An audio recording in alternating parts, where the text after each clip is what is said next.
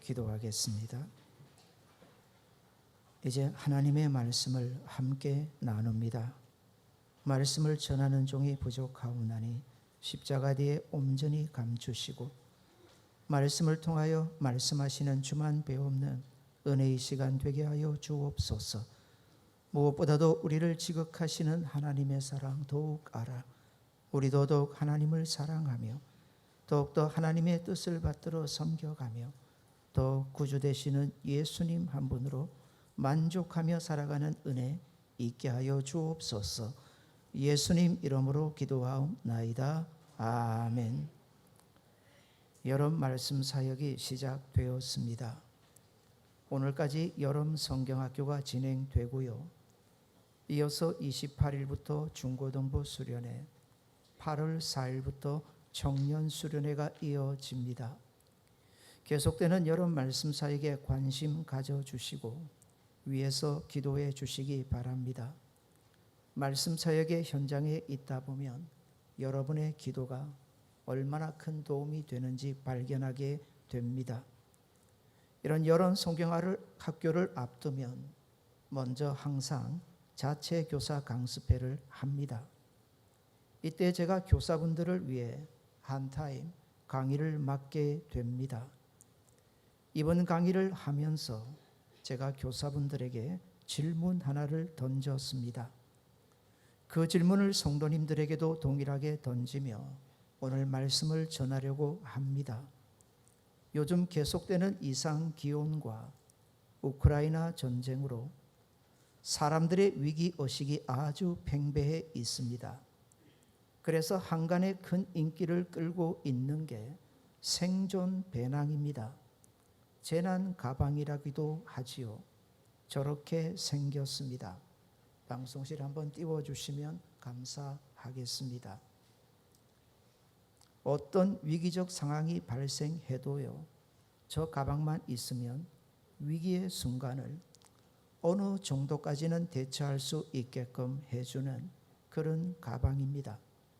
저 가방 안에는 위기 때 꼭 필요한 것들이 들어 있습니다. 이런 것들이지요. 간단한 비상식량, 물, 나침반, 다용도 칼, 충전기, 손전등, 방수 성냥, 핫팩, 담요, 침낭, 수건, 세면도구, 의약품 등입니다.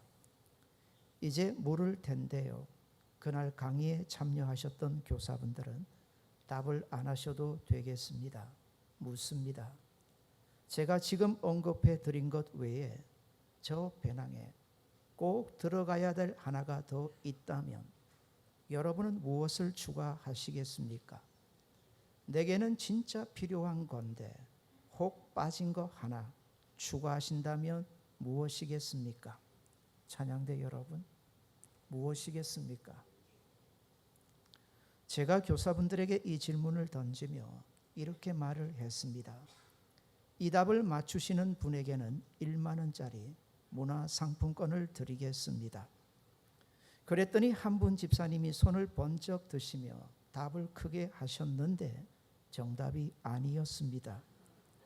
그런데 참 감사하게도 그 집사님의 아들이 교사로 함께 봉사를 했는데 그날 자체 교사 강습회에 참여를 했고요. 그 친구가 손을 번쩍 들더니 정답을 말했습니다. 이렇게요. 답이 뭘까요? 예, 성경입니다. 성경이죠. 성경만큼 귀한 게 어디 있겠습니까? 성도라면 답이죠. 답 맞죠? 예. 엄마는 못 맞췄는데 아들이 맞췄습니다. 그 순간 나도 모르게 이런 말을 해버렸습니다. 집사님보다 아들이 훨씬 낫네. 그 말 때문에 며칠 마음이 쓰였습니다. 집사님, 혹시 마음 상하지는 않았을까? 그런데 생각해 보니 아니더라고요. 내가 그 말을 들었다면 어땠을까? 참 좋았을 것 같아요. 제게는 별로 좋지 않은 말이지만 그래도 아들이 그렇다 하니 훨씬 더 받아들이기에 좋았을 법했습니다. 그렇습니다. 이게 모든 부모님들이 가지고 있는 마음이죠. 부모의 마음일 겁니다. 그래도 내 자식이 잘 되기를 더욱 바라는 마음이지요. 여름 성경학교를 왜 합니까? 이런 여름 말씀 사역이 왜 중합니까? 우리가 가진 동일한 소원 때문입니다. 나보다 내 자녀들이, 내 자식들이 잘 되기를 바라는 그런 중심이지요. 내 신앙보다도 더 나은 신앙으로, 내가 하나님을 가까이 하는 모습보다 더 가까이 하는 모습으로 말입니다. 성경에 나오는 이스라엘의 역사를 보면 앞선 세대는 항상 고민을 했었습니다. 어떻게 해서든지 오늘의 이 귀한 신앙을 후대에 잘 물려줘야 할 텐데, 그리고 후대가 잘 되기를 바라죠. 그런데 이게 쉽지 않습니다. 제대로 성공하는 경우가 별로 없어요. 여호수아 5장에 보시면 이스라엘 백성들이 전적인 하나님의 능력으로 요단강을 건넙니다. 그런데 이때가 하필이면 우기입니다.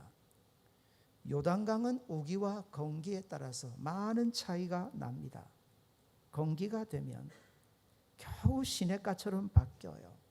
어린 애들도 쉽게 건너는데, 비가 쏟아지는 우기가 되면 달라집니다.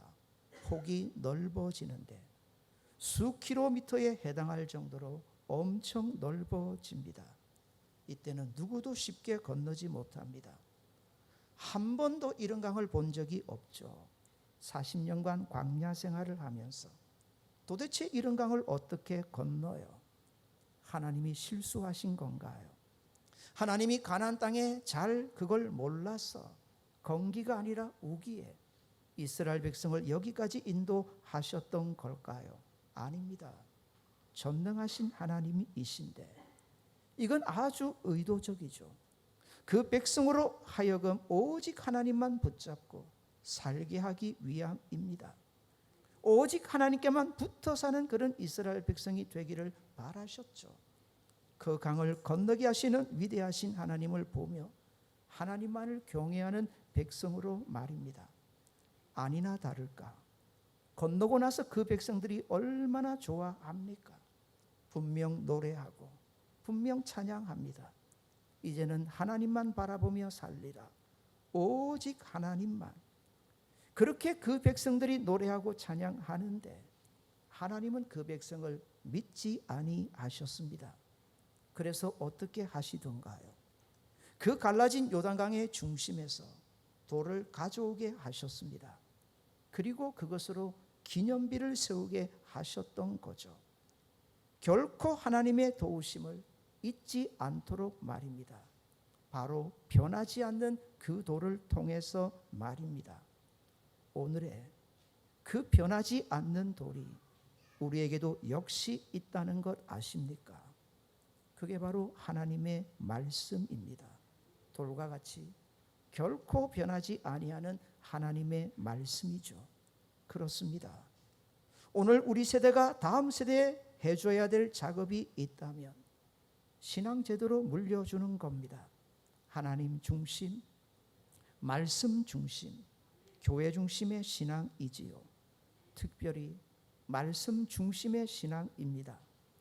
이번 여름 성경학교의 주제가 말씀을 품은 어린이라 했습니다. 말씀을 품는다. 중요한 것은 어디에 품습니까? 마음에 품습니다. 가슴에 품죠. 이렇게 말씀을 품는다는 것은 내 인생에서 하나님의 말씀이 제일 가게 한다는 의미입니다. 지난 새벽기도 시간에 시편 1편의 말씀으로 잠깐 은혜 나누었습니다. 누가 참으로 복 있는 사람이라 성경은 가르쳐 줍니까? 시편 1편의 2절입니다. 오직 여호와의 율법이죠. 말씀입니다. 하나님의 말씀을 즐거워하며 그의 율법 말씀입니다. 주야로 묵상하는 자라 했습니다. 성경이 가르쳐주는 참으로 복된 자는요, 하나님을 가까이 하는 인생이죠. 세상의 복으로 착각하시면 안 됩니다. 성경이 가르쳐주는 분명한 복은요, 하나님을 가까이 하는 겁니다. 하나님을 가까이 하는 인생의 특징은 뭘까요? 당연히 하나님의 말씀을 가까이 함에 있습니다. 왜 그렇게 우리가 오늘의 말씀을 품어야 할까요? 사도 요한은 오늘 본문을 통해 더욱 이걸 구체적으로 우리에게 가르쳐 줍니다. 먼저 1절입니다. 나의 자녀들아, 내가 이것을 쓰면, 여기 사도 요한이 쓴다는 것 바로 하나님의 말씀입니다. 사도 요한은 자신이 이렇게 하나님의 말씀을 받아서 말하는 이유를 먼저 분명하게 밝혔습니다. 요한일서 1장 4절입니다. 읽어드립니다.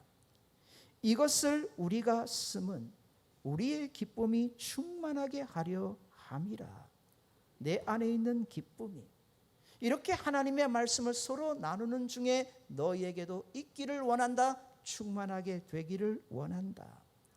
사랑하는 여러분, 성도십니까? 성도의 특징은요, 말씀이 좋습니다. 성도의 특징은요, 말씀이 믿어집니다. 성도는 말씀을 통해서 살아계신 하나님을 늘 만나게끔 되어 있습니다. 사도 요한 선생님, 하나님의 말씀이 언제나 좋은 겁니다. 좋은 건요, 희나합니다. 꼭 나누고 싶어져요. 좋은 건 있으면 반드시 나누고 싶어져요. 나눌 때 기쁨이 배가 되고 그 풍성함이 또한 배가 됩니다. 사도 요한에게 하나님의 말씀은 이처럼 언제나 좋은 것이었고요. 그리고 그 말씀을 함께 나누면서 자신의 기쁨이 또 많은 성도들의 기쁨이 되기를 원했던 겁니다. 기뻐요. 기뻐요. 하나님의 말씀이 말입니다. 하나 여러분에게 여쭙습니다. 밥이 맛있습니까? 언제나 맛있습니까? 찬밥도 맛있습니까? 더운 밥, 찬밥 가리지 않으시는 분이 있다면 이런 분은 참 건강한 분입니다. 저는 원래 밥돌입니다. 밥을 참 좋아합니다. 젊은 시절 찬밥이라도 물에 말아 김치하고만 먹어도 얼마나 맛있든지. 근데 지금은 그렇게 못합니다. 그리 먹고 나면 꼭 탈이 납니다. 저보다 연배가 높으신 분들은 죄송하지만 건강하지 못한 제 모습을 요즘 많이 보게 됩니다. 성도가 언제 건강한 걸까요? 하나님의 말씀을 들을 때 그 말씀이 언제나 내게 기쁨으로 즐거움으로 들려지는 경우입니다. 때로는 들을 때 무거운 말씀도 있어요. 받아들이기 힘든 말씀도 있어요. 그런데도 하나님의 말씀이 좋아 아멘 하신다면 영적으로 참 건강한 겁니다. 말씀을 품는다. 품는다는 단어를 계속해서 생각해 볼 때 제일 먼저 생각났던 것은 스펀지였습니다. 스펀지 아시죠? 물을 한번 빨아들일 때 얼마나 잘 빨아들입니까? 어떤 분을 보면 말씀 앞에 이런 분이 있어요. 그냥 말씀이 빨려 들어갑니다. 다 스펀지가 되시면 좋겠습니다. 근데 어떤 분은 플라스틱 같아요. 말씀이 안 들어가요. 말씀만 하려면 눈부터 감으셔요. 그리고 고개를 앞뒤로. 주무실 때도 이렇게 주무시면 안 된대요. 말씀을 전하는데 아니올시다. 주무실 때 어느 부흥강사 목사님이 하시더라고요. 이렇게 주무시라고요. 말씀을 전할 때도 예 그렇습니다. 예 그렇습니다. 안 주무시면 좋고요. 눈 감고 귀 막으면 하나님의 말씀이 어찌 들어갑니까? 말씀을 품으셔야죠. 사랑하는 여러분, 성도가 무엇으로 산다고요? 말씀이에요. 말씀이 없는데 어찌 성도가 성도답게 살아가겠습니까? 음식을 먹을 때 편식하지 말라 합니다. 그런데 맛있으면요, 그래도 계속 먹게 돼요. 맛이 없어 보세요. 아무리 남이 맛있다 할지라도 그냥 뱉어내게끔 되어 있습니다. 내가 영적으로 건강합니까? 다른 거 아닙니다. 말씀 앞에서의 나의 태도를 보면 고스란히 그대로 드러나게끔 되어 있습니다. 하나님의 말씀이 좋으면 그건 하나를 증거합니다. 내가 하나님을 가까이 하고 있다는 거죠. 하나님 보실 때 참으로 복된 인생이라는 거 증거합니다. 사도 요한은 이제 자신이 하나님의 말씀을 적는 하나의 이유를 더욱 분명히 밝힙니다. 오늘 본문 1절이죠. 본문 1절을 제가 읽어드립니다. 나의 자녀들아, 내가 이것을 너희에게 쓰면 너희로 죄를 범하지 않게 하려 함이라. 왜 말씀을 적는다 했습니까? 무엇보다도 무엇을 범하지 않게 하려 함이라고요? 죄입니다. 우리가 죄를 짓지 아니하도록 하기 위해서 말씀이 있다. 여기서 한 가지 도전 받으셔야 합니다. 말씀이 없으면 무엇을 짓게 될까요? 죄입니다. 하나님이 그렇게 싫어하시는 죄를 짓다가 말씀이 없으면 망하는 길로 가게 됩니다. 신앙생활하면서 더욱 말씀을 붙잡아야 될 이유가 바로 여기에 있습니다. 말씀이죠. 우리 안에 죄성이 여전히 너무 강하기 때문입니다. 우리는요, 우리 자신에 대해서 너무 후한 점수를 주는 경향이 많아요. 남에 대해서는 아주 짠데 말입니다. 성경이 분명히 가르쳐 주잖아요. 자신의 눈에 들본을 잘 못 봐요. 그런데 남의 눈에 있는 티는 얼마나 기가 막히게 보는지. 세상에서 그러잖아요. 잘 되면 내 탓, 안 되면 조상 탓. 왜 그럴까요? 우리가 죄인이기 때문에 그래요. 죄가 들어오고 나서 인생이 바뀌었는데 그 바뀐 최고의 모습이 남 탓하는 거예요. 아담이 하와를 탓합니다. 더 나아가서 하나님까지 탓하죠. 하나님이 내게 주신 저 여자 때문에 하와도 탓하지만 심지어 하나님까지 탓하잖아요. 죄가 이렇게 무섭죠. 죄가 이렇게 심각합니다. 하지만 그 죄보다 더욱 심각한 건 우리 자신이에요. 너무 무방비 상태라는 거죠. 그래서 뭐가 필요하다고요? 하나님의 말씀이 진짜 필요해요.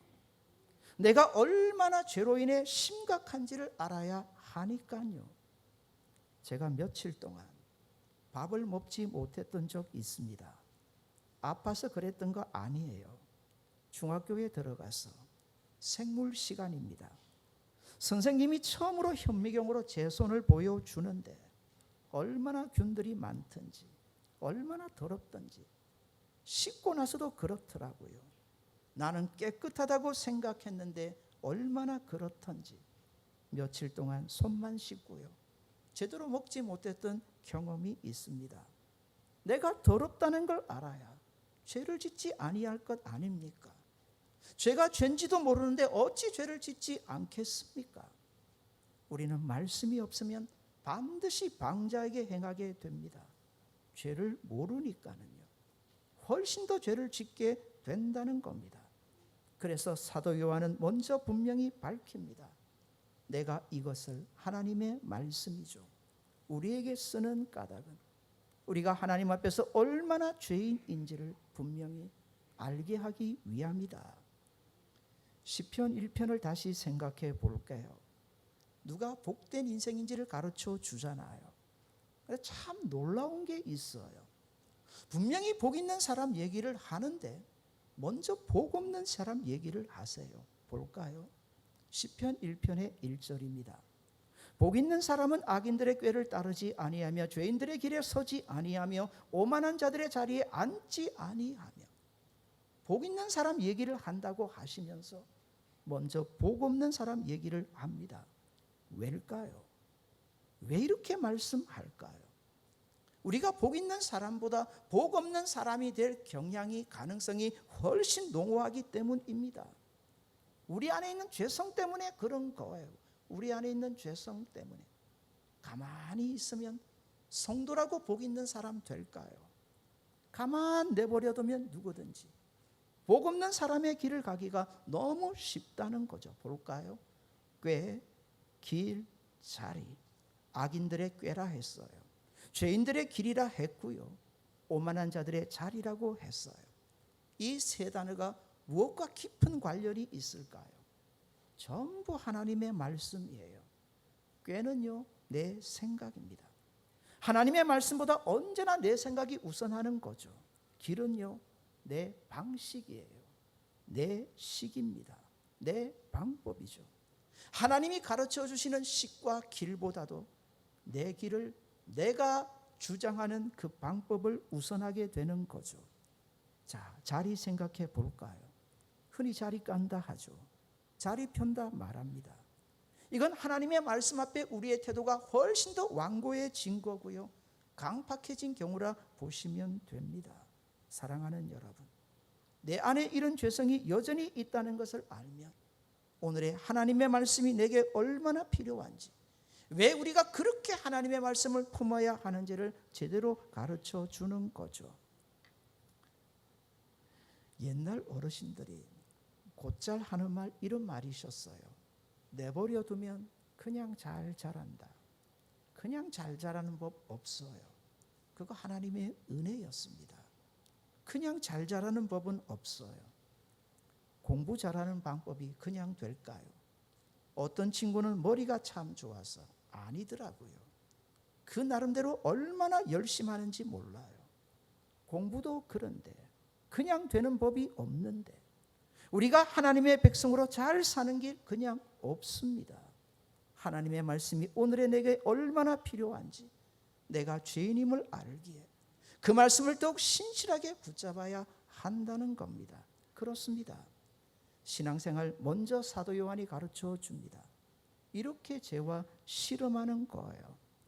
죄와 씨름하다 보면 아파요. 아파요. 죽도록 아파요. 한 주간도 고생하시고 수고하셨습니다. 죄와 참 씨름하다 이 자리에 오셨잖아요. 보시면 딱 설교하기 전에 이 강단에 오르면 제가 긴장이 팍 됩니다. 여러분의 얼굴을 보면 다 긴장이 되어져 있거든요. 이해합니다. 한 주간 죄와 씨름하다 이 자리 오셨잖아요. 얼마나 힘들까.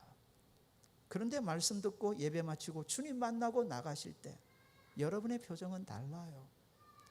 제가 착각했는데 예배를 마쳐서 저렇게 좋아하실까? 아니더라고요. 그건 아닌 것 같고요. 제가 볼 때 말씀 듣고 주님 만나서 참 그렇게 좋아하시는 것 같아요. 사랑하는 여러분, 제가 드리고 싶은 말씀은 이거예요. 죄와 씨름하다 보면요, 그렇게 신앙생활 하다 보면 이게 얼마나 힘든지 몰라요. 죄와 씨름하기는 해야 하는데 죄와 그것만 가지고 씨름하다 보면 반드시 두 가지 태도가 우리에게 만들어져요. 잘 못 이기잖아요. 그러다 보니 절망이에요. 절망. 늘 패배자의 모습이에요. 또 하나는 조금 낫다 싶으면 여전히 교만한 자의 자리에 이르러요. 꼭 바리새인처럼 변하게 되는데, 그러면서 조금 나아진 모습을 가지고 남을 판단하고 비판하기가 얼마나 쉽게 되는지. 제 말은 죄와 씨름해야 돼요. 성경은 분명히 우리가 얼마나 죄인인지를 가르쳐 주니까요. 근데 그것으로 머무시면 안 돼요. 사도 요한의 이어지는 말을 볼까요? 1절의 중간 부분입니다. 볼까요? 만일 누가 죄를 범하여도 아버지 앞에서 우리에게 대언자가 있으니 곧 의로우신 예수 그리스도라. 아멘. 사랑하는 여러분, 한 주간 죄와 씨름하다가 잘 오셨습니다. 많이 지고 패배하고 많이 아프실 겁니다. 옆에 분에게 도전해 줍시다. 저 따라 하십시다. 옆에 분에게 괜찮습니다. 예수님이 계십니다. 죄 문제로 얼마나 힘들던지, 이건 우리만의 문제는 아니었어요. 초대 교회 때부터 그랬어요. 죄 때문에 씨름하다가 희한한 이단이 만들어졌는데, 자, 제가 하는 말이 맞으면 아멘 하십시오. 예수님 믿으면 이제부터 지옥에 갈 사람 천국 갑니다. 아멘입니까? 어떤 죄를 지어도 다 용서받습니다. 예수님 믿기 전에 지은 죄도, 예수님 믿고 나서 지은 죄도, 나중에 짓는 모든 죄까지 예수님 안에서 다 용서받습니다. 맞습니까? 그건 예수님의 십자가 안에서 이루어진 놀라운 일이지요. 그런데 그 다음입니다. 여기까지는 성경적이에요. 이러니 이제부터 얼마든지 죄를 지어도 된다. 아멘 하시면 안 돼요. 이게 이단입니다. 그러니 이제부터 얼마든지 죄를 지어도 된다. 이게 초대교회부터 생겼던 이단인데 지금은 오늘의 구원파가 그렇습니다. 아닙니다. 죄를 지어도 된다고 아니고요. 이런 무시무시한 죄에서 나를 대신하여 십자가에 죽어주시고 구원하시고 완전히 해방시켜 주신 예수님만 바라보는 겁니다. 사도 요한의 말이 그거예요. 이제는 대언자가 있자니 곧 의로우신 예수 그리스도 아니니 그분만을 바라보자. 이게 신앙생활입니다. 죄만 바라보는 게 아니에요. 죄하고 실험하는 게 아니에요. 이제는 십자가만 바라보고 우리를 모든 죄에서 구원하신 예수님 때문에 기뻐하고 만족하고 즐거워하며 예수님과 함께 동행하며 살아드리는 일이 우리의 신앙생활인 줄 믿으시기를 바랍니다. 여전히 죄 가운데 있을 때에도 우리는 많이 보게 될 거예요. 계속 넘어지는 내 모습을 보게 될 거예요. 그때도 십자가만 붙잡자는 겁니다. 그러니 내게 예수님이 필요한 거죠. 내가 여전히 죄인이니까. 그러니 예수님이 더욱 귀한 거죠. 예수님만 붙잡으면 되니까 더욱 예수님 붙잡고 믿음으로 살아드리시는 저와 여러분 되시기를 바랍니다. 이거 얘기하는 거죠. 오래전 미국에 금문교라는 다리를 만들 때였습니다. 샌프란시스코에 세워진 다리인데 많이 보셨을 거예요. 이게 엄청 높은 다리죠. 당시는 기술이 꽤 발달하지 않다 보니 사람들은 이 다리를 지을 때 이거 안 된다 했습니다. 아니나 다를까 이 다리를 짓다가 많은 사람들이 떨어져 죽었습니다. 그 사람들이 얼마나 두려웠겠어요. 일하는 사람들이 절대 떨어지지 않겠다 하는데 떨어지는 걸 어쩝니까? 하도 많은 사람들이 죽으니까 고민하다가 방법을 하나 만들어 냈는데 공사를 하는 그 밑에다가 그물을 쳐 둔 겁니다. 이제는 떨어져도 바다에 떨어지지 않아요. 그물에 떨어지니까 죽을 사람이 없어요. 그런데 희한한 건요, 그 다음부터 아무도 안 떨어지더랍니다. 그물이라도 떨어져야 되는데, 더 떨어져야 되는데 안 떨어지더래요. 우리에게 참 귀한 교훈을 줍니다. 죄만 붙잡고 씨름하면 더 죄짓게 되어 있어요. 또 죄로 고통하게 되어 있어요. 죄인이지만 우리 모두 예수님만 붙잡으시는 복 있는 성도들 되시기를 바랍니다. 옆에 분에게 한 번 더 도전합시다. 괜찮습니다. 예수님 계십니다. 예수님 때문에 늘 기뻐하고 만족하며 주님 한 분 의지하고 살아가는 저와 여러분 되시기를 바랍니다. 사도 요한은 더욱 나갑니다. 왜 우리에게 하나님의 말씀이 그렇게 필요한지, 왜 우리가 오늘에 그렇게 하나님의 말씀을 품어야 하는지를 가르쳐 줍니다. 5절입니다. 누구든지 그의 말씀을 지키는 자는 하나님의 사랑이 참으로 그 속에서 온전하게 되었나니. 조금 어려워요. 쉽게 풀어둔 성경을 보시면 이렇게 풀어놨습니다. 제가 읽어드립니다. 잘 들어보십시오. 하나님의 말씀을 지키면 그 사람은 진실로 하나님을 완전히 사랑하는 겁니다. 사랑하는 여러분 묻습니다. 하나님 사랑하세요? 하나님 더욱 사랑하고 싶으세요? 말씀밖에 없어요. 말씀밖에 없다니까는요. 하나님을 오늘의 우리가 사랑하는 그 방법, 그 길이 없어요. 세상에는 오직 하나님 말씀밖에 없다니까는요. 3절 보겠습니다. 우리가 그의 계명을 지키면 이로써 우리가 그를 아는 줄로 알 것이고, 여기 안다는 말을 조금 적극적으로 바꾸면 사랑한다는 말이 돼요. 우리가 그의 계명을 지키면 이로써 우리가 하나님을 사랑한다는 말이 되는 겁니다. 누가 참으로 오늘의 하나님을 사랑하는 자입니까? 하나님의 말씀을 지키는 자라고 사도 요한은 분명히 우리에게 가르쳐 주죠. 4절도 보겠습니다. 그를 아노라 하고 그의 계명을 지키지 아니하는 자는 거짓말하는 자요. 그를 사랑한다고 하면서 어찌 그의 계명을 지키지 않을 수 있겠느냐? 이건 바로 거짓말이다. 사랑하는 여러분, 말씀이에요. 말씀을 품을 수밖에 없어요. 말씀이 없이 우리가 어찌 하나님을 사랑할 수 있겠는가? 사랑하는 여러분, 우리가 먼저 하나님을 사랑할 수는 절대로 없습니다. 우리가 먼저 하나님을 사랑할 수 없어요. 하나님이 먼저 우리를 사랑해 주시는 거죠. 그렇게 하나님이 우리를 사랑하신다는 얘기가 어디에 다 기록되어져 있습니까? 바로 성경이에요. 말씀입니다. 창세기부터 요한계시록까지 하나님이 우리를 얼마나 사랑하시는지를 구구절절히 이야기해 주는 거죠. 성경을 읽다 보면 단 하나의 사실을 알게 됩니다. 하나님이 나를 이처럼 사랑하시는구나. 정말 이처럼 하나님이 나를 사랑하시는구나. 그 사랑에 겨워지게 되어 있어요. 은혜를 입으면 그 사랑이 얼마나 귀한지, 놀라운지, 감사한지, 고마운지 그냥 마음이 터져요. 눈물 안 흘릴 수가 없어요. 그러다 보면 그 사랑에 겨워서 나도 하나님 사랑하게끔 되어 있어요. 사랑하는 여러분, 하나님의 사랑이 먼저인 줄 믿으시기를 바랍니다. 그 하나님의 사랑을 보셔야 돼요. 그 하나님의 사랑을 들으셔야 돼요. 그 하나님의 사랑을 아셔야 돼요. 그래야 하나님 사랑하죠. 묻습니다. 세상을 보면 답이 나올까요? 오늘의 내 환경이나 상황, 현실 보세요. 하나님 사랑이 보입니까? 정반대일걸요. 세상이나 오늘의 어려운 현실이나 상황을 보다 보면 우리는 묻게 돼요. 하나님, 정말 나를 사랑하시는 게 맞습니까? 그때 하나님 말씀 들으셔야 돼요. 그때 하나님 말씀을 계속해서 보셔야 돼요. 하나님의 말씀을 계속해서 품으셔야 돼요. 성경은요, 우리에게 단 한마디를 해주세요.